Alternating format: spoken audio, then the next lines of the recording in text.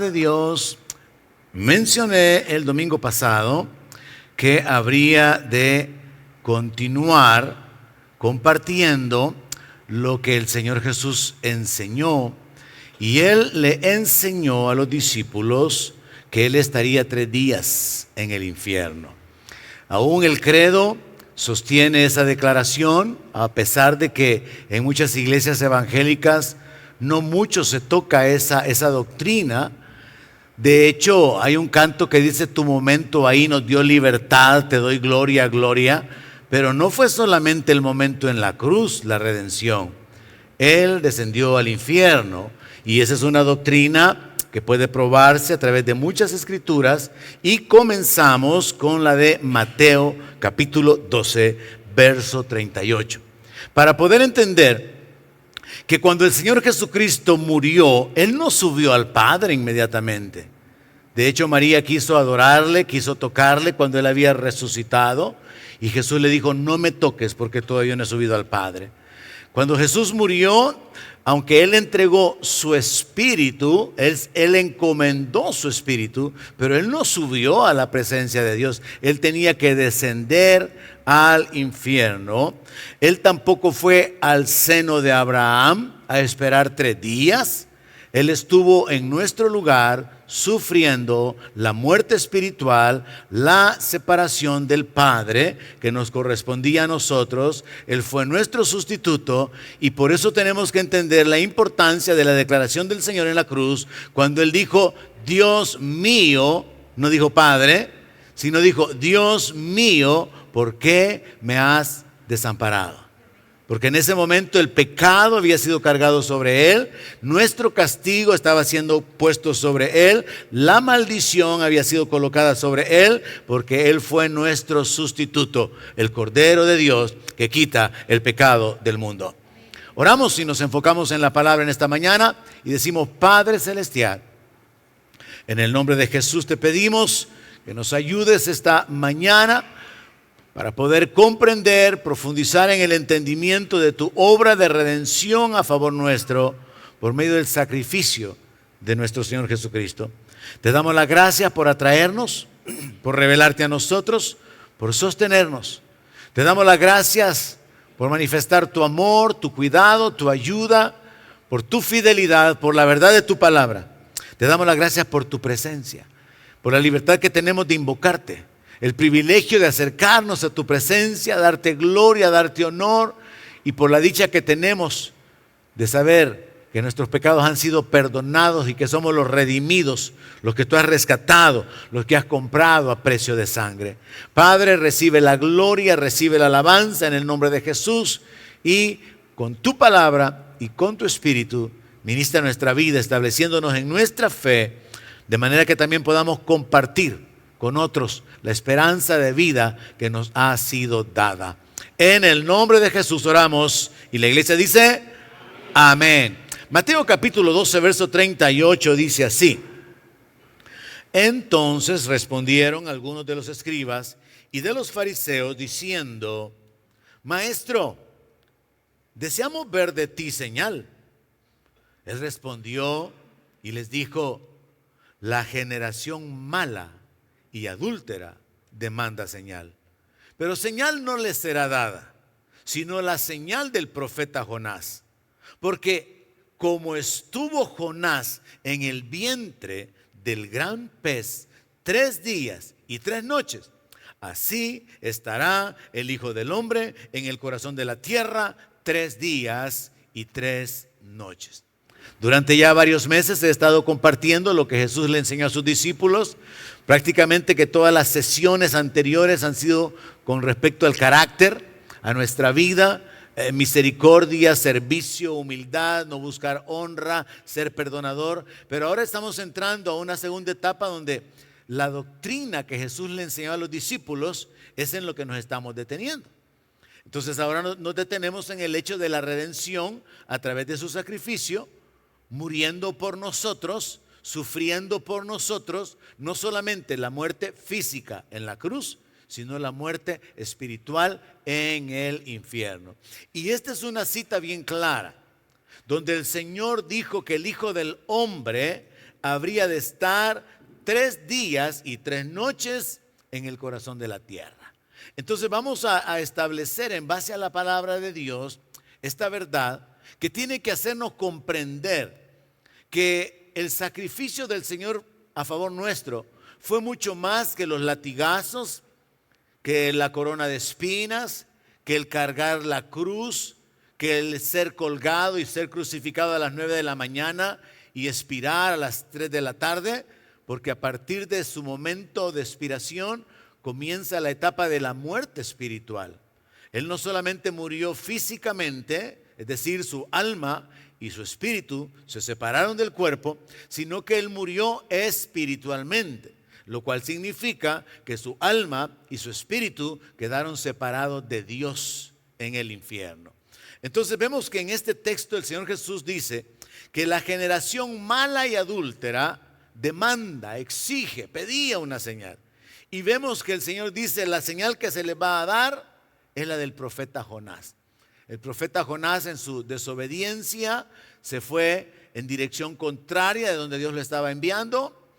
Al final, él termina siendo lanzado del barco y Dios había preparado un pez y él estuvo 3 días y 3 noches en el vientre de ese pez. Y Jesús dice, esa es la señal que se le va a dar a esta generación. Y también vemos en este texto que él aclara que van a ser 3 días y 3 noches que él habría de estar en el corazón de la tierra. Coincidentemente estamos en el tiempo de la Semana Santa. Se considera que hoy es el domingo de resurrección. Y según la tradición o el sistema católico romano, Jesús fue crucificado y sepultado el viernes y resucitó el domingo. Pero no cuadran 3 noches y 3 días. Entonces nosotros podemos entender, y solamente eso es un estudio un poco más profundo, que en realidad esto de la muerte y la crucifixión, la muerte y la sepultura del Señor sucedieron el día jueves. Y entonces sí queda la noche del jueves, la noche del viernes, la noche del sábado.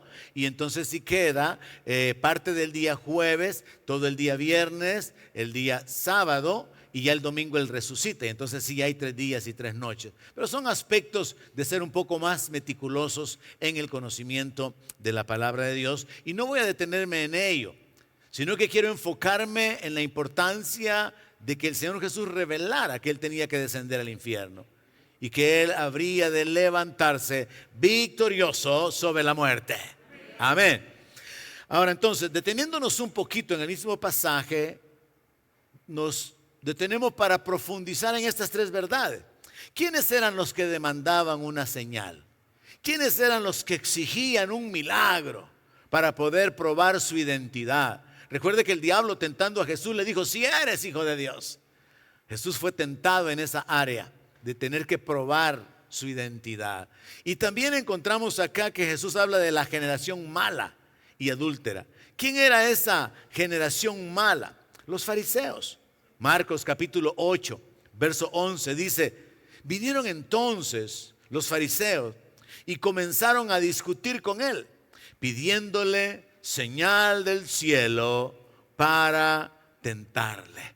Los fariseos, los religiosos, los líderes del pueblo judío eran parte de esa generación mala, de esa generación perversa, de esa generación hipócrita que no le reconocían como el Mesías, a pesar de que él andaba sanando a los enfermos, libertando a los oprimidos por el diablo, limpiando leprosos, perdonando pecados.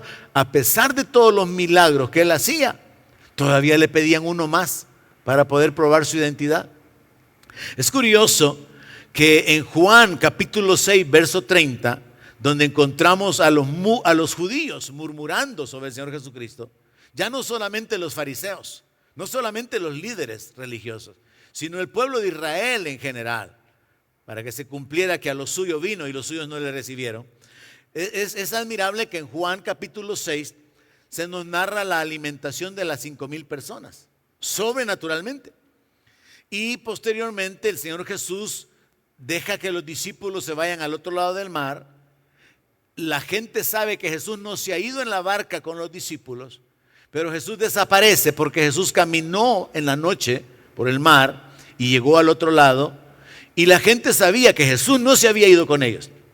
Jesús caminó sobre las aguas, está registrado en Juan capítulo 6, pero cuando llegamos casi al final del capítulo, a pesar de que se había realizado esa gran señal de alimentar a 5,000 personas, los judíos le dijeron al Señor, verso 30 de Juan capítulo 6, ¿qué señal pues haces tú para que veamos y te creamos?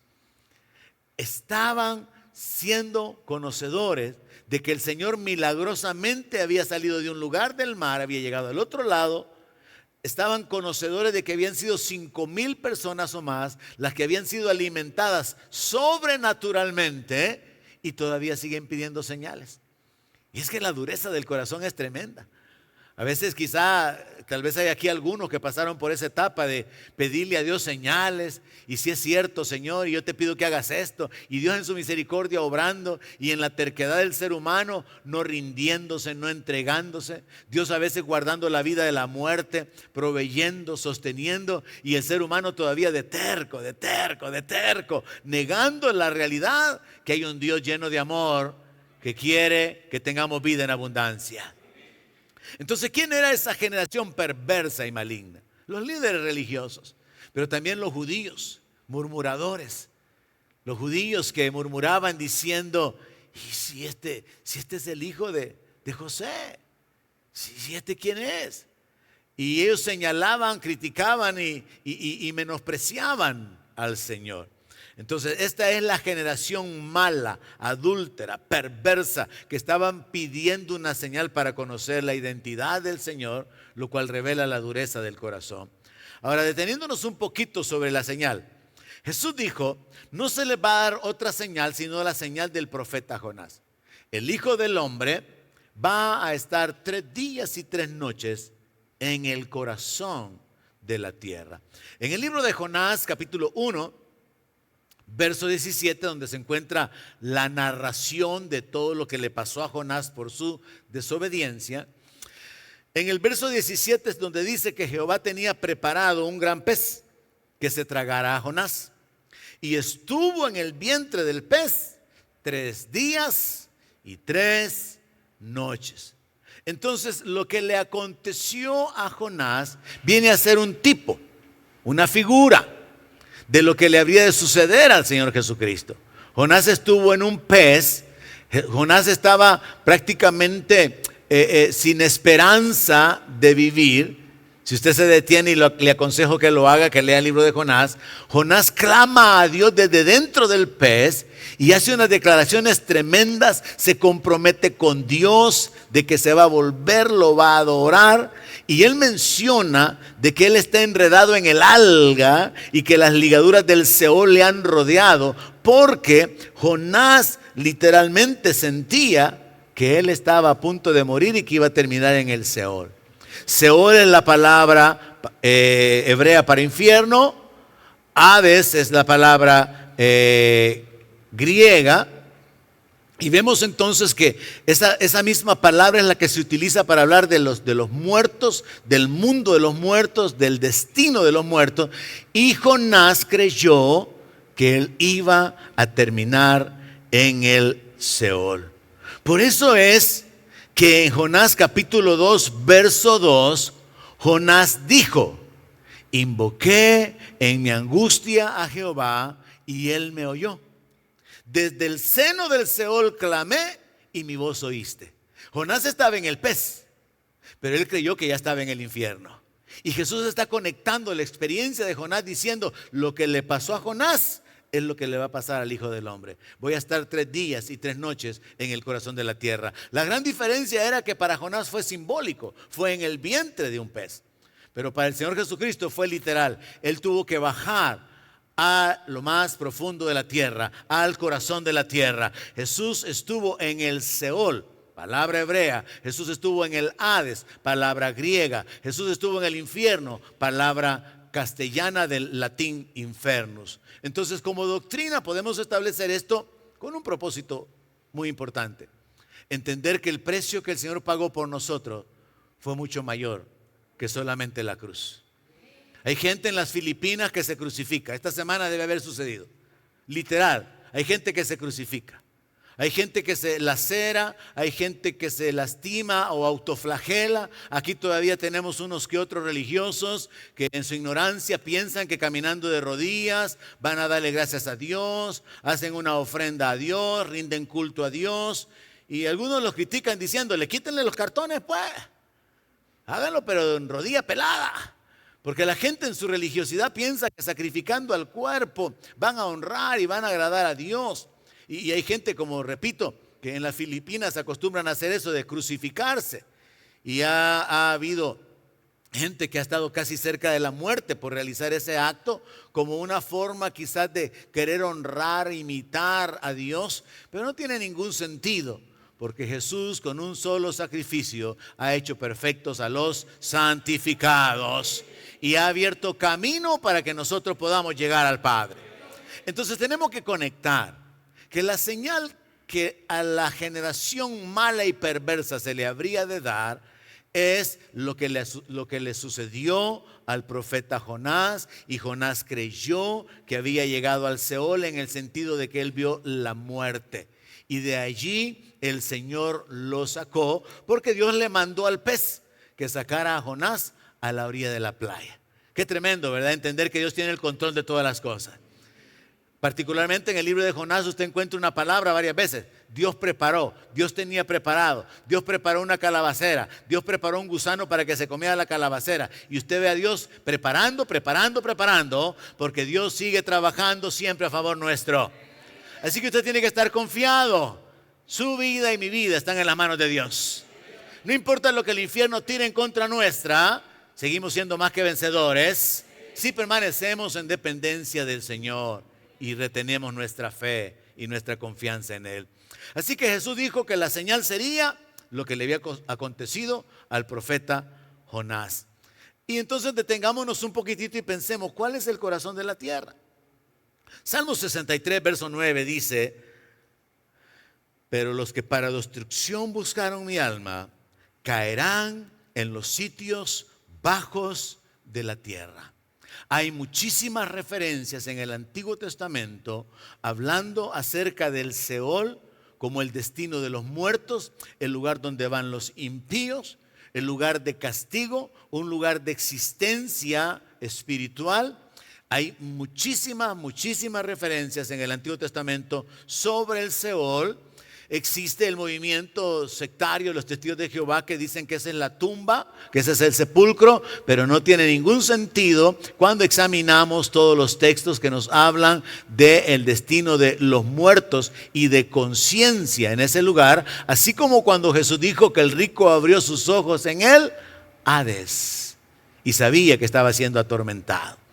Entonces vemos en la palabra que hay una serie de escrituras que nos demuestran que el corazón de la tierra es el Hades, es el Seol, es el infierno, es un mundo espiritual, es la región donde van los muertos, y antes de Cristo era el lugar donde iban los muertos sin esperanza, pero también iban los muertos que esperaban en el Mesías.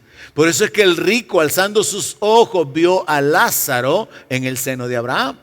Pero después de la resurrección del Señor Jesucristo, Él toma cautiva esa cautividad y se la lleva al cielo. Y eso es la razón por la cual Jesús le había dicho al ladrón arrepentido, de cierto te digo hoy que estarás conmigo en el paraíso. Porque cuando un creyente muere ya no va abajo de la tierra, sino que parte para estar en la presencia de Cristo Jesús. Hay un cambio ahí que también es otra doctrina en la que vale la pena detenerse, pero no hoy. Entonces, entendiendo, el corazón de la tierra es un mundo espiritual, es un mundo donde van los muertos, es un mundo donde incluso hay una cárcel espiritual que se llama abismo, donde Dios tiene ángeles encarcelados. Es el mundo donde Dios lanzó a Satanás, a Lucifer. Una de las escrituras que prueban esto es Isaías 14. Isaías 14, versículo 12 dice: ¿cómo caíste del cielo, oh lucero, hijo de la mañana? Cortado fuiste por tierra, tú que debilitabas a las naciones. Tú que decías en tu corazón, subiré al cielo, en lo alto, junto a las estrellas de Dios, levantaré mi trono. Esta profecía fue dirigida en contra de un rey, igual que la que se encuentra en Ezequiel. Pero tenía un doble cumplimiento o una doble aplicación. Se está dirigiendo hacia un rey, pero se está haciendo referencia al diablo. El diablo es Lucifer. El diablo es el lucero, hijo de la mañana. Y en el verso 15, después de esa rebelión, después de ese orgullo que le hizo colocarse en una posición de similitud a Dios, dice en el verso 15, mas tú derribado eres hasta el Seol, a los lados del abismo. Entonces Seol no es tumba, porque el diablo no está en una tumba. El diablo fue enviado a un mundo espiritual. Y Jesús, hablando del infierno, dijo que va a venir la hora en que el Hijo del Hombre va a juzgar a las naciones, va a separar a las ovejas a la derecha y a los cabritos a la izquierda. A la derecha les va a decir, vengan benditos de mi Padre, entren al reino. Y a las cabras les va a decir, malditos, apártense de mí, al fuego eterno preparado para Satanás y sus ángeles. Es parte de la doctrina que el Señor Jesús enseñó. Y nosotros como cristianos evangélicos tenemos que conocer qué es lo que Jesús enseñó. Jesús enseñó que existe el infierno. Jesús enseñó que Él fue en nuestro lugar al infierno y Él anunció que Él habría de resucitar. Y porque Él resucitó, nosotros sabemos que nosotros también vamos a resucitar. Entonces entendemos a través de la palabra que el Seol no es la tumba. El Seol no es el sepulcro. El Seol es el mundo de los muertos. Ahora, interesante saber que nuestro Señor Jesucristo, que había venido con el propósito de rescatarnos, y lo declaró cuando Él dijo, el Hijo del Hombre no ha venido para ser servido, sino para servir y dar su vida en rescate por muchos. Lo dijo cuando Él sabía que iba a ser entregado y dijo, es la hora de las tinieblas, ha llegado mi hora. El Señor sabía que Él habría de ser sacrificado en nuestro lugar. Y Él conocía todos los detalles de su sufrimiento. Entonces Él sabía que tendría que morir, la manera en que tenía que morir. Él sabía el tiempo que tenía que permanecer en la muerte, pero Él sabía que Él se iba a levantar con poder de entre los muertos. Por eso la palabra dice que por el gozo puesto delante menospreció el oprobio. O sea, Él sabía que tenía que sufrir, pero Él sabía que después sería levantado. Usted y yo también tenemos que saber, en el mundo tendremos aflicción, pero podemos confiar, el Señor nos va a dar la victoria. Y nada ni nadie nos puede separar del amor de Dios en Cristo Jesús. Son verdades en las que tenemos que plantarnos para que cuando venga el día malo, sigamos adelante. Sigamos adelante. Y si caemos, nos levantamos. Y si nos quedamos sin fuerzas, las tomamos de aquel que da fuerza al que no tiene ninguna. Y si nos sentimos lastimados, desconsolados, esperamos que el Consolador obre en nuestra vida. Es precioso vivir en dependencia de Dios. Es la mejor manera de vivir. Escondiéndonos en Él, recibiendo de Él, siendo protegidos, siendo escondidos, siendo levantados, siendo honrados por el Señor, siendo amados por el Señor. Es la mejor manera de vivir, iglesia. Ahora, el Señor conocía los detalles de su sufrimiento. Mateo 16, 21.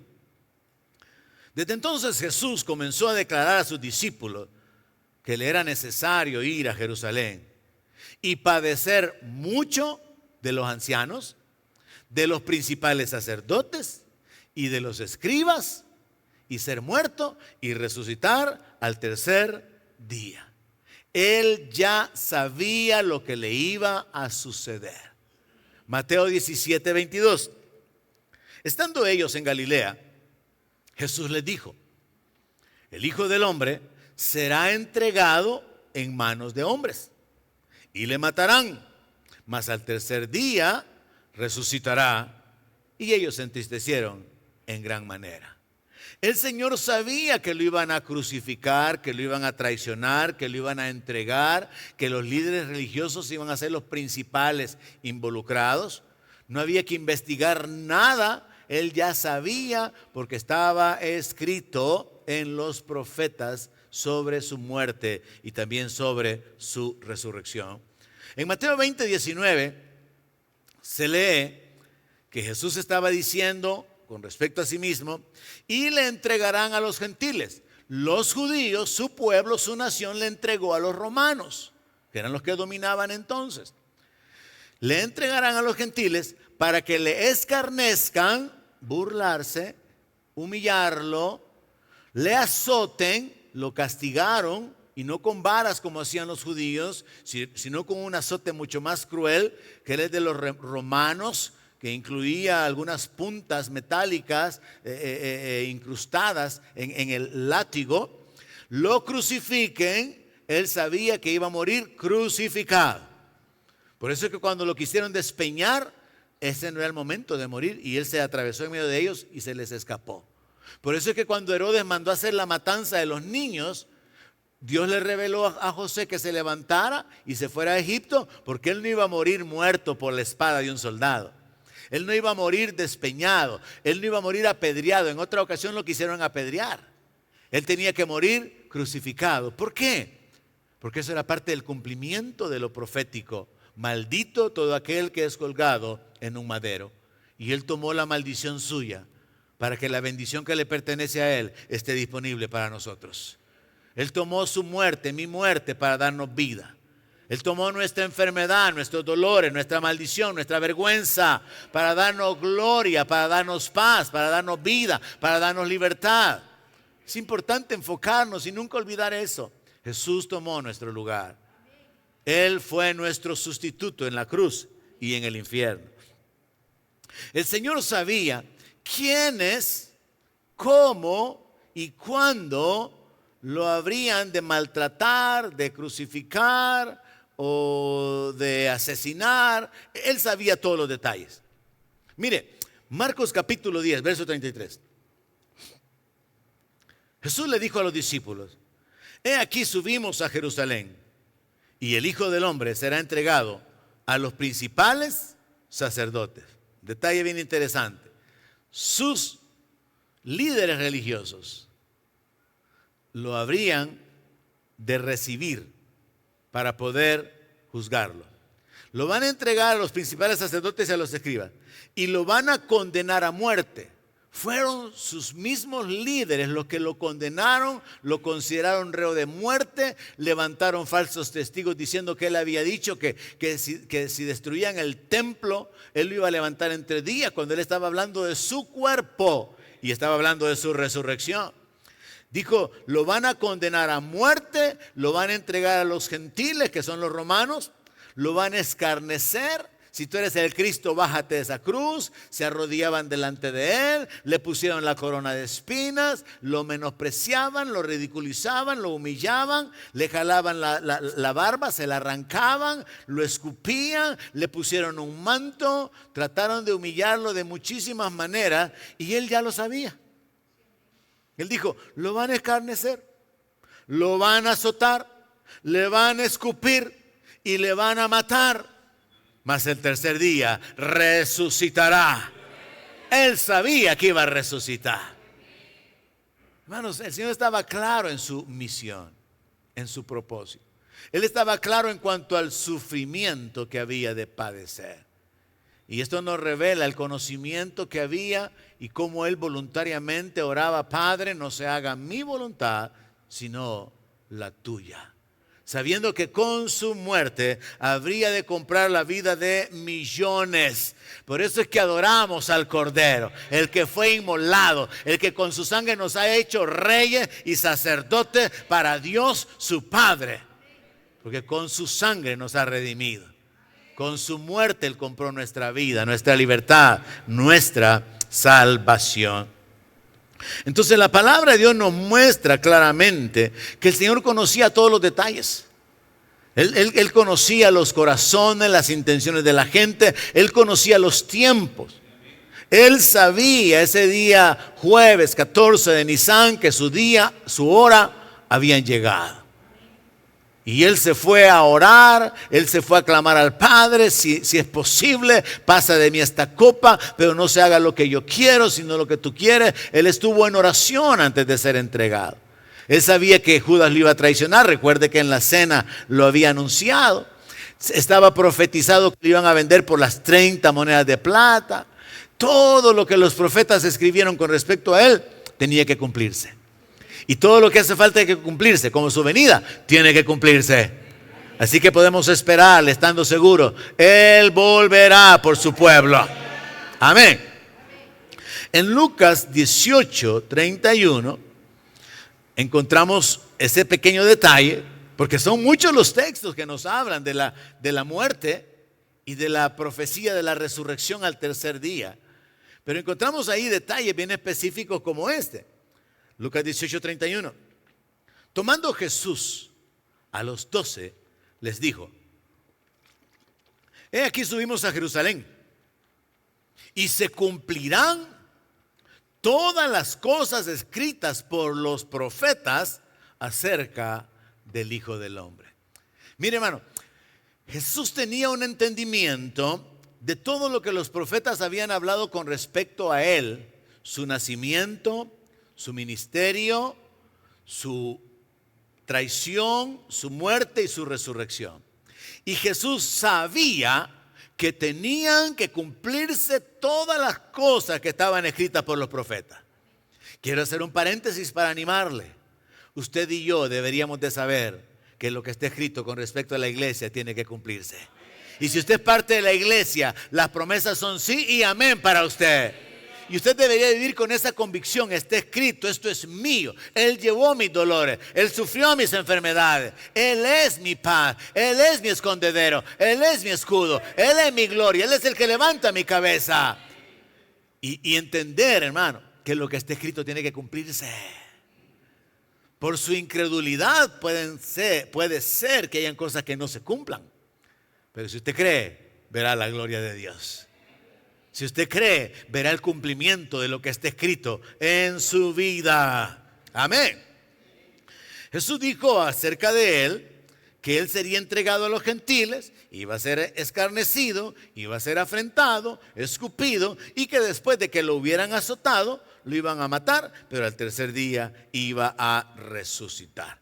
Él sabía que debía de padecer poniendo su alma en expiación por nosotros, como está escrito en el libro de Isaías 53.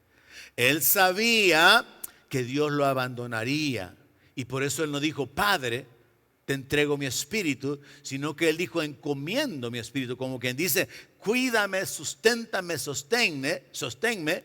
Pero no dijo Padre, sino que dijo: Dios mío, ¿por qué me has desamparado? Porque la relación hijo-padre fue cortada en ese momento, mientras él era nuestro sustituto, llevando todo nuestro castigo.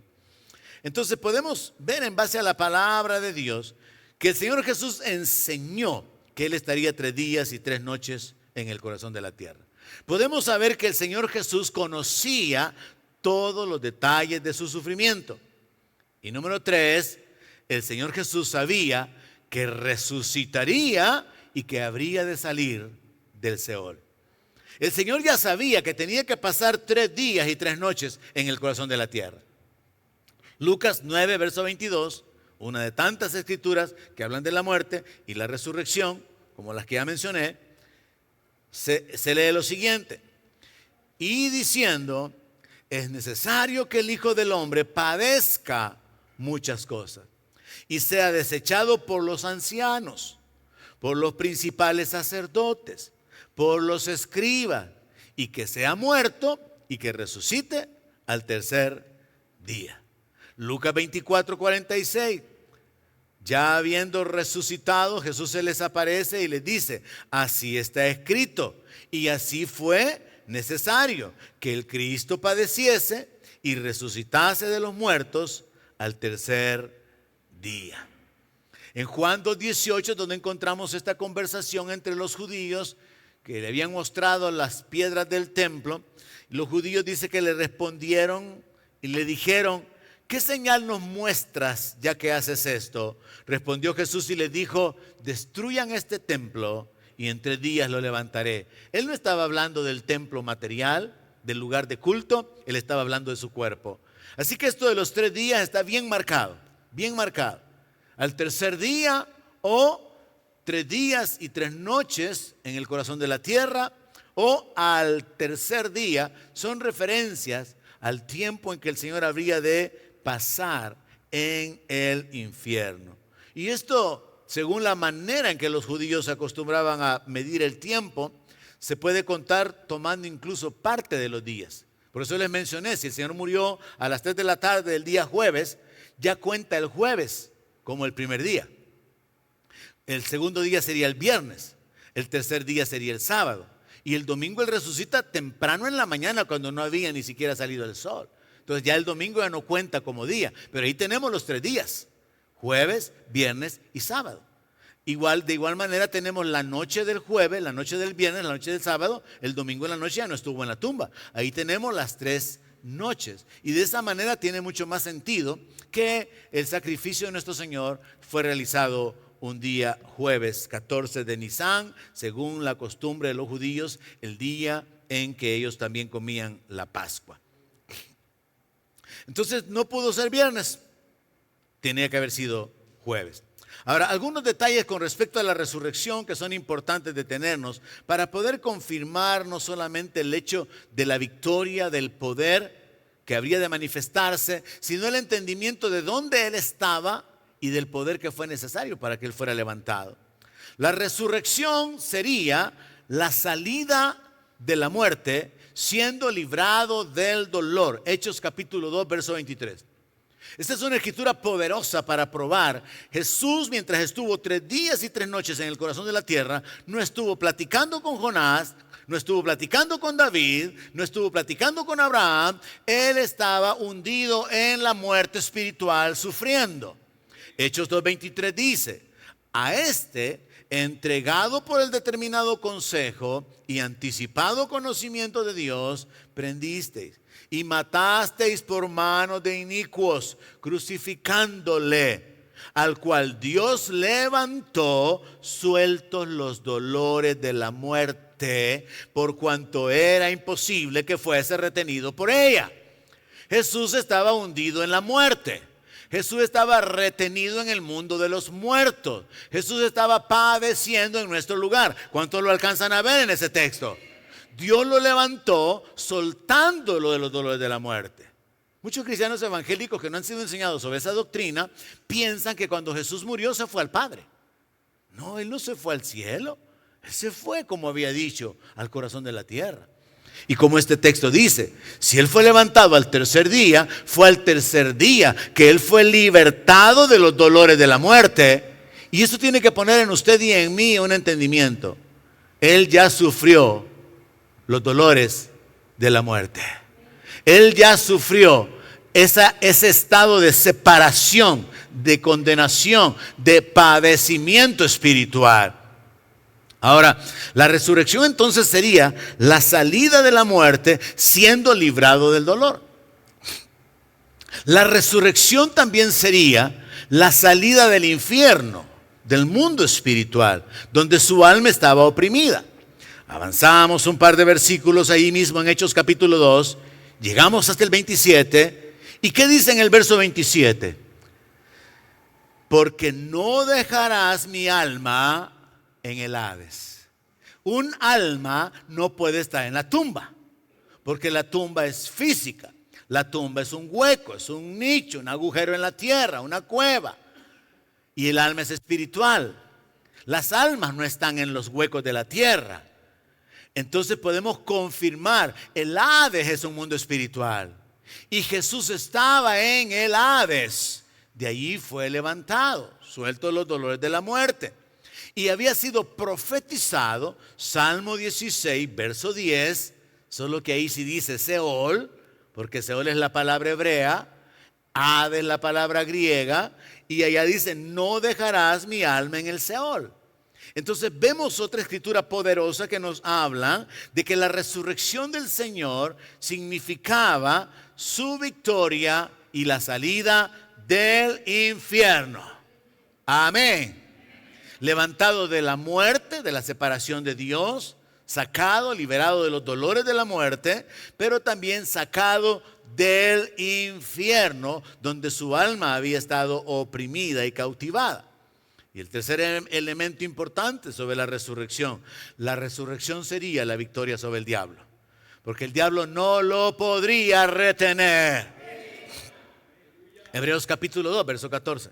Mire, hermano, mucho contenido esta mañana, pero interesante y poderoso para entender la obra del Señor Jesucristo a favor nuestra. Hebreos 2:14. Así que por cuanto los hijos participaron de carne y sangre, Él también participó de lo mismo para destruir por medio de la muerte al que tenía el imperio de la muerte, esto es, al diablo.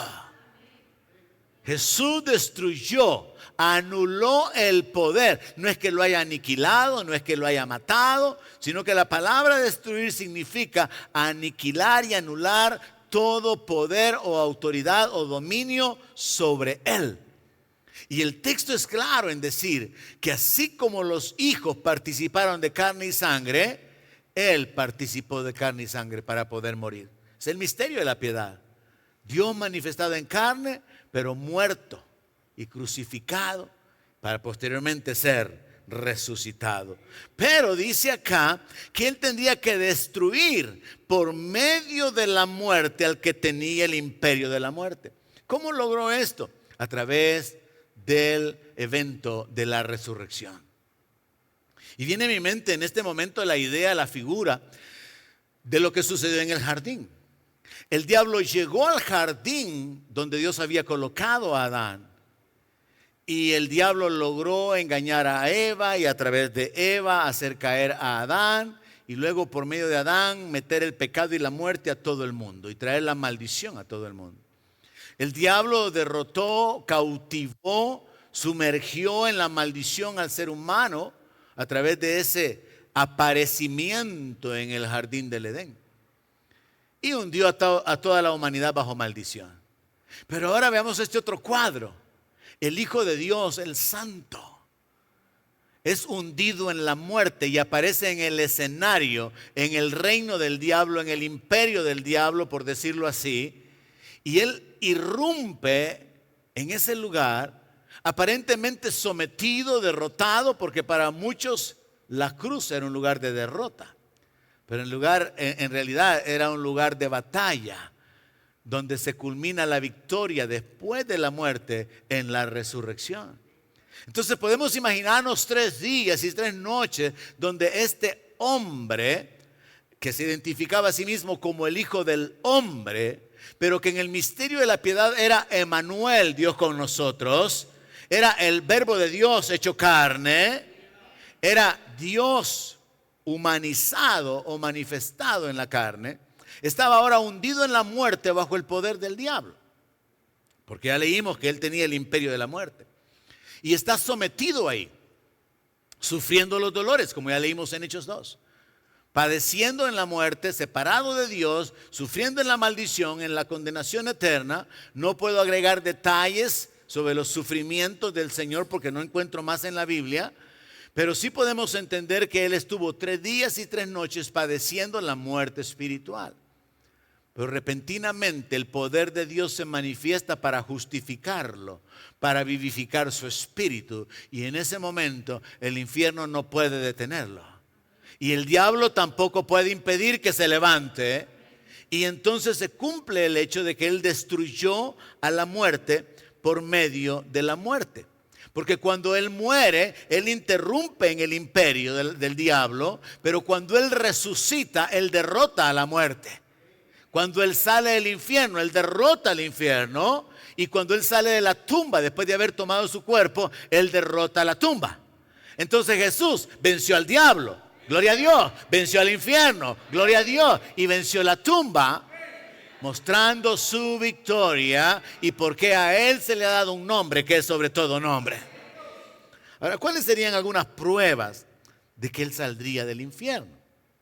Isaías 53.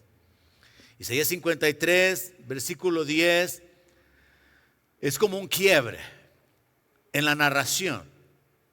Si usted lee todo el capítulo de Isaías 53, usted va a encontrar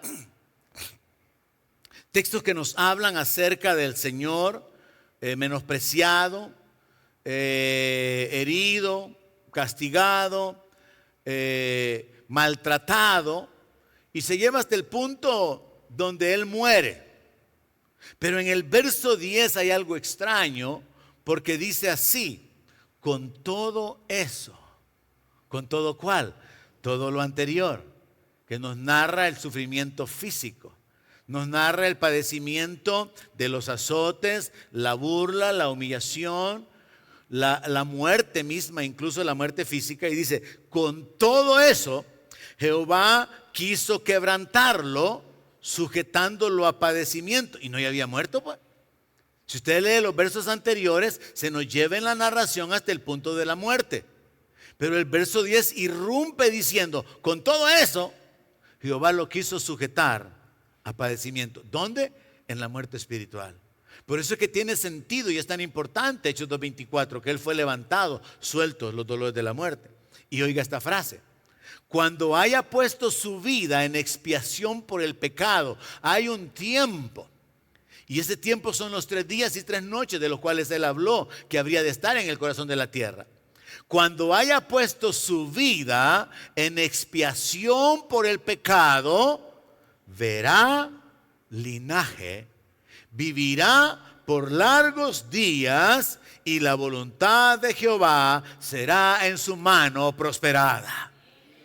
Le animo que lea el libro de Isaías en ese capítulo 53, porque allí encontramos la descripción detallada del padecimiento del Señor. Y podemos hacer esta separación del padecimiento físico y luego el padecimiento espiritual, del cual se nos habla acá en este versículo 10. Porque ahí se nos habla de ser sujetado a padecimiento, no solamente de un par de eventos en unas horas, sino estar sujetado a padecimiento, a sufrimiento en el mundo espiritual, separado, siendo rechazado por el Padre y tomando el lugar de maldición que a nosotros nos correspondía. Es importante ver que en la carta de Pablo a los Efesios, él habla sobre este misterio, este evento espiritual que sucedió con nuestro Señor Jesucristo después de su resurrección. Creemos que habiendo sido Jesús el primogénito de entre los muertos, porque resucitó y recibió un cuerpo glorificado, los otros muertos volvieron a la vida natural y volvieron a morir.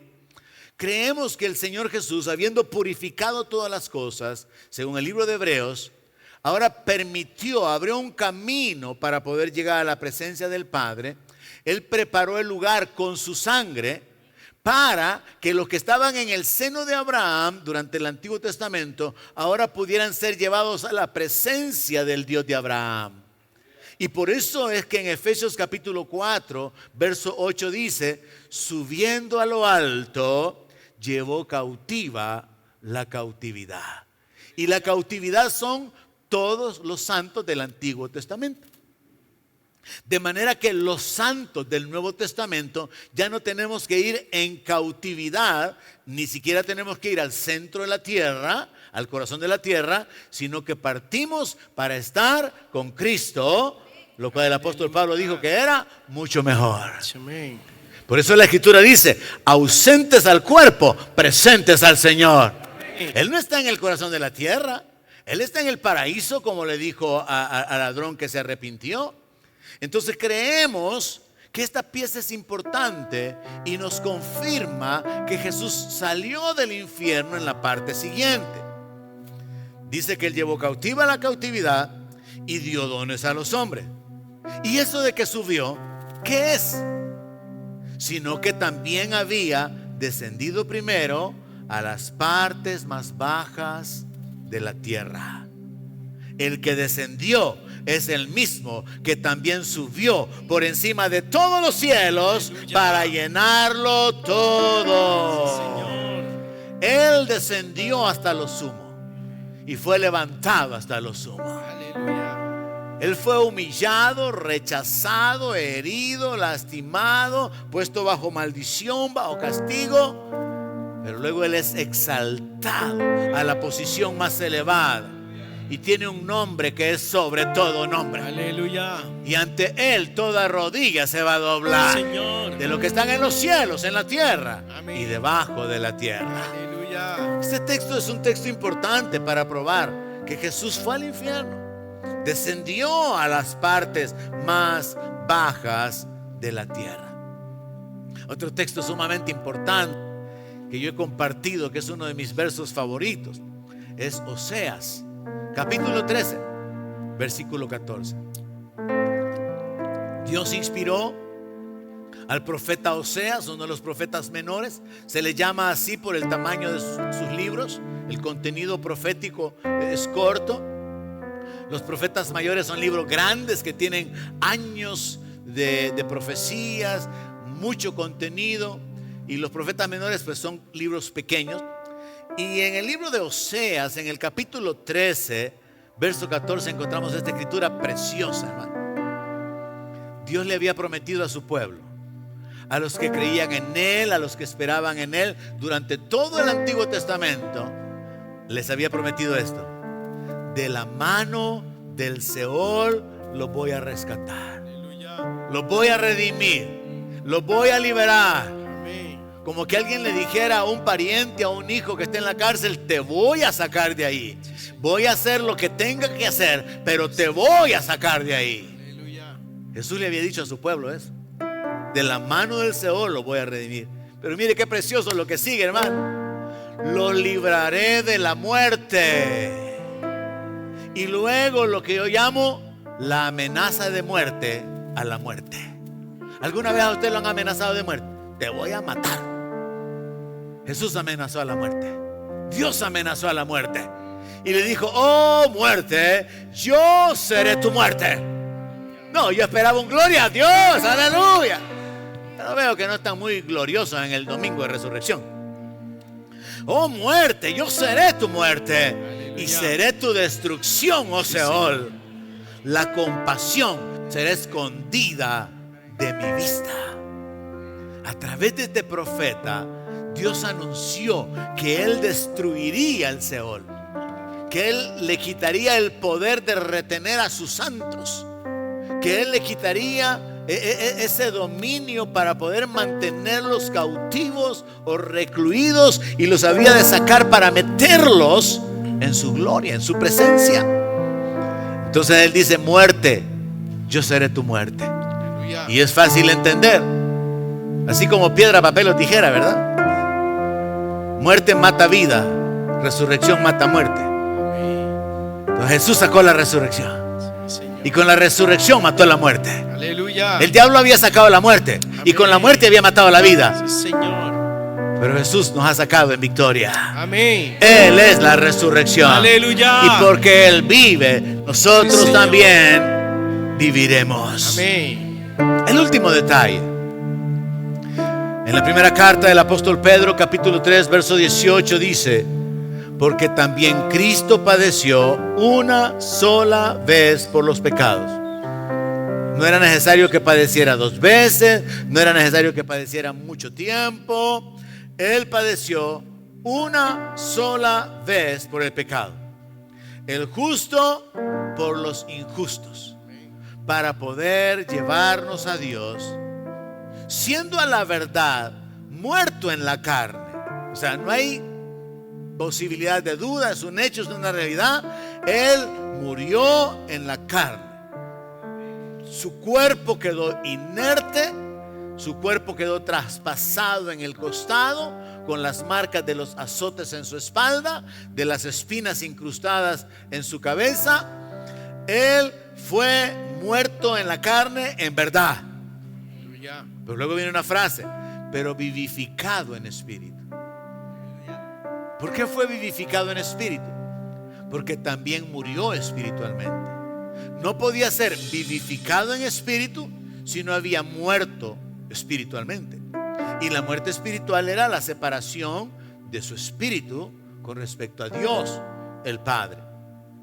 Cuando Él fue vivificado en el Espíritu al tercer día, después de haber estado retenido por la muerte, bajo los dolores de la muerte, bajo el padecimiento espiritual, cuando Él fue vivificado, Él se levanta, la muerte no lo puede detener, el infierno no puede impedir que Él se levante.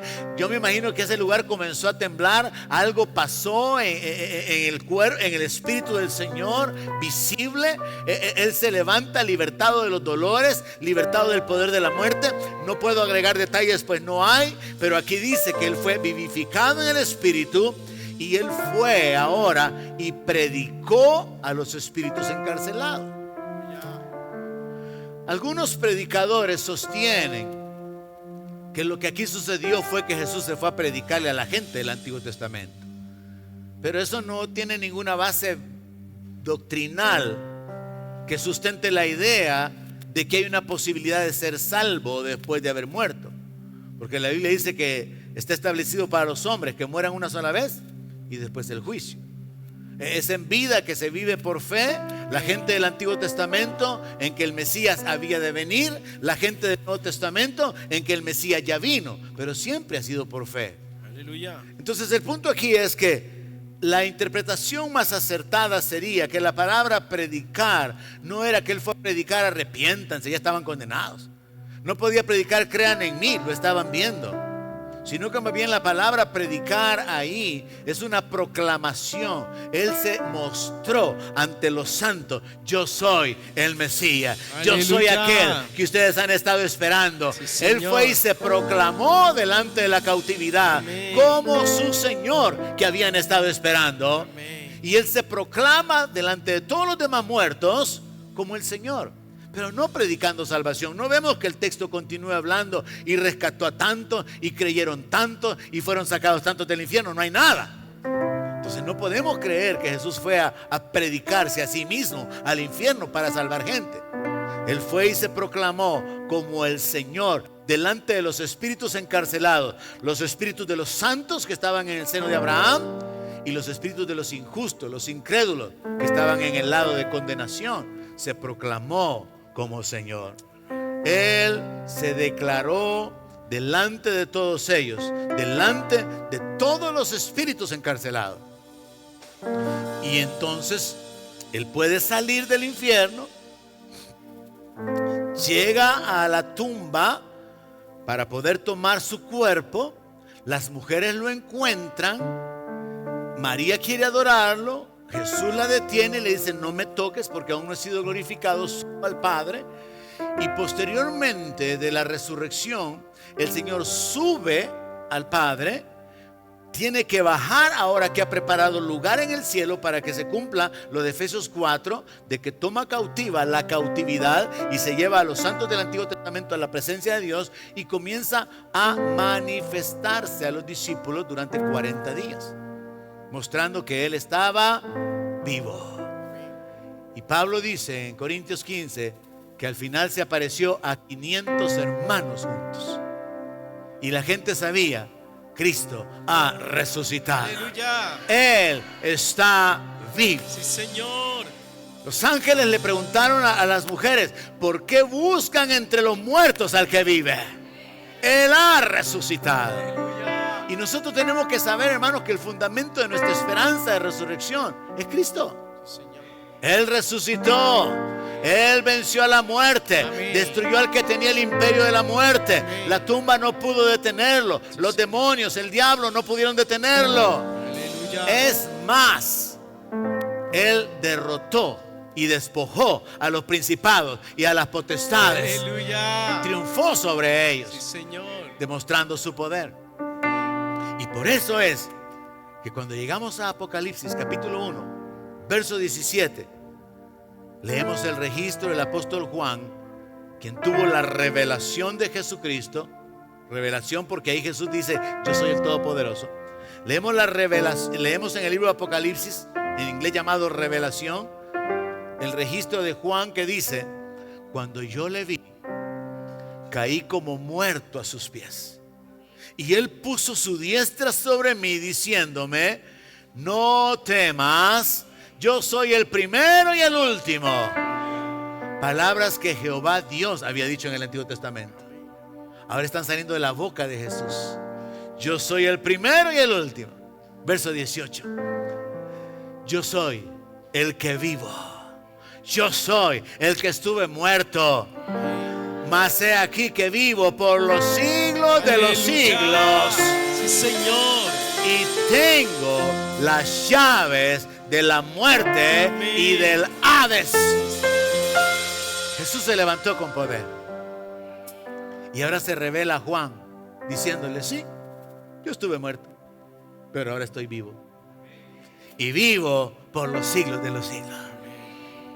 Y no solamente estoy vivo y vencí al diablo, y vencí al infierno, y vencí la tumba y todos los poderes de las tinieblas, sino que ahora también tengo las llaves del infierno y de la muerte. Sí, Señor. Y por eso es que le adoramos. Por eso es que esperamos en Él. Y por eso podemos gozarnos en Él en las peores etapas de nuestra vida. Porque esta vida es temporal. Y estos padecimientos también son temporales. Y podemos gozarnos sabiendo de que al final todo va a estar bien en nuestra vida. Así que podemos alegrarnos, bendecir al Señor, gloriarnos en Él, porque Él ha resucitado. Amén. Él está vivo. Sí, y Señor. le damos gloria esta mañana. Le damos Aleluya. honor esta mañana. Bendecimos y exaltamos su nombre.